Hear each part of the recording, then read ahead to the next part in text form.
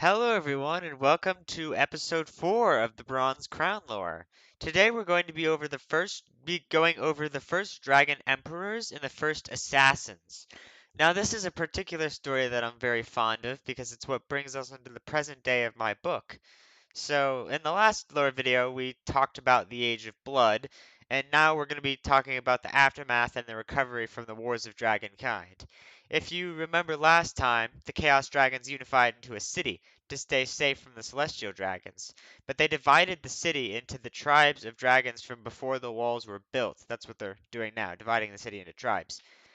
However, when the war ended, they got together and peacefully decided to elect a ruler to govern all of them. They agreed to select an emperor who wasn't one of the tribe leaders, in the hopes that they would be more fair to all the tribes, and not be biased towards a particular tribe. They picked the first emperor by the name of John Crown. I'm kidding. His name was Smoke, who was a black dragon. He was a good king, and he was both strong and kind. He loved his people, and he built prisons so he wouldn't have to execute any criminals. He trained his people in the ways of war so they could defend themselves from their enemies, but he was a peacemaker, not a conqueror.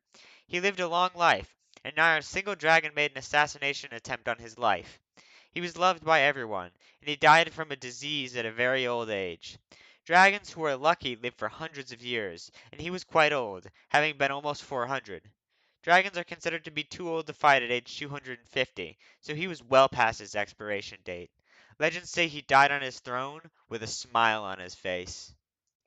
He loved his people, and he loved his job. He had chosen a successor, even though he never had any offspring. His adopted son was an orphan, chosen at random from the orphanage. Smoke trained his son to be a teacher and not a fighter.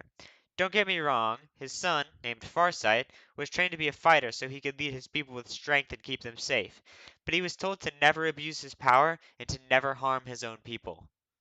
Of course, Farsight didn't listen, and I'll let you form your own opinions on him based on his first actions as Emperor. He immediately executed every dragon in the prison, followed by anyone who protested this choice. He executed anyone whom he thought would be an enemy to him, and he began raising an army to wage war against the celestial dragons, after the war had already died down. However, this would be his last act as king, as a conspiracy was being formed against him. Salamander, Blizzard, and Nightmare, three dragons with a single goal, got together and murdered Emperor Farsight, leaving the Empire without a ruler. They knew they would be hunted by Farsight's allies, but they did the deed anyway, knowing that they had averted the second Dark Age of Dragonkind. Salamander, Blizzard, and Nightmare continued to work together, hiding in the shadows and killing anyone else who attempted to seize the throne. They recruited new dragons into their ranks, and they named themselves the Ravens. They were the first assassins in the world of Dragonkind, and their order became notorious for their stealth and skill. They were brutal but efficient, and they got the job done.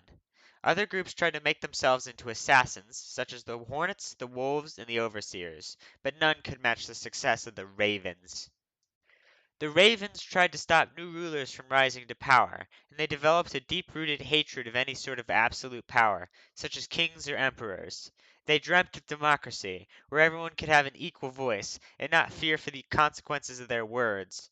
But of course, a new emperor rose to power.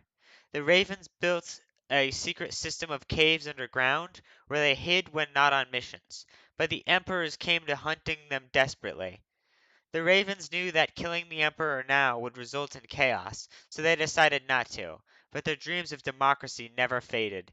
They lasted for 1,000 years, hiding under the great city of the Chaos Dragons, only popping out of their holes to slip a knife between someone's ribs before disappearing again.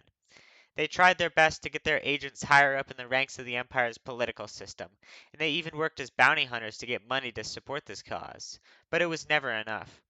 Of course, that brings us to the present events of the Bronze Crown. What happens next? You'll have to read the book to find out. I guess I'll see you guys next time on the next lore episode. So, thank you all for watching, and I will see you all next time. Goodbye, everyone.